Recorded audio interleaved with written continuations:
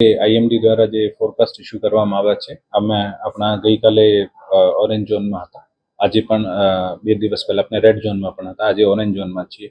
હું જિલ્લાના તમામ નાગરિકોને વિનંતી કરું છું કે જેટલા પણ જલાશય છે આનાથી દૂરી બનાવીને રાખીને જેટલા પણ ડેમના ગેટ છે, ડેમના નીચાણવાળા વિસ્તાર છે, ત્યાંથી જ્યારે પણ પાણી છોડવામાં આવે ત્યાં અને ડેમના નજીક જવું નહીં. જિલ્લામાં ગઈકાલની પરિસ્થિતિ જોઈએ, જિલ્લામાં ઠીક એવરેજ વરસાદ પડ્યો છે.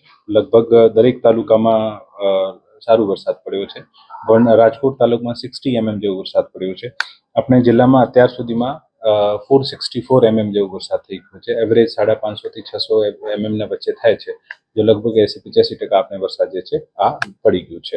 આનું જે પત્રક છે હું આપને શેર કરી દઈશ. ડેમની પરિસ્થિતિ જોઈએ તો આજે આપણા જિલ્લામાં મોજ ડેમ જે છે 100% ભરાઈ ગયું છે. આજી 1 જે છે આ 88.7% ભરાઈ ગયું છે.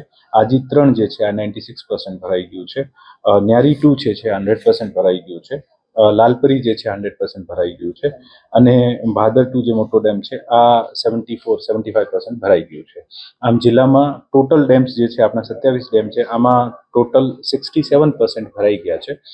આપણા જે મુખ્ય રૂપે જે મોજ, આજી મોજ, પછી આપણું વેણુ 2, આજી 3 અને ભાદર 2 આ ડેમ જે છે આમાં બીજા ડેમમાંથી પણ અમુકમાં પાણી આવતો હોય, ફ્લેશ ફ્લડની શક્યતા રહે છે, જેથી આના નીચાણવાળા વિસ્તારમાં તમામ માણસોને અપીલ કરીએ છીએ કે ખાસ કરીને તકેદારી રાખે. અને આ તમામ જે ડેમ જે મેં નામ લીધું છે આમાં પાણીનું વહેણ ચાલુ છે. અને મોજના, પછી આજી 3ના અને ભાદર 2ના જે ગેટ છે આ ખોલવામાં આવી ગયા છે. તો જ્યારે પણ આનું પાણીનો નિકાસ થતો હોય, તમામ જે પણ નગરજનો છે, ગ્રામજનો છે, આના વિસ્તારમાં આવતો હોય આને દૂર રહેવા વિનંતી કરું છું. આનું જે પત્રક છે આપને હું સર્ક્યુલેટ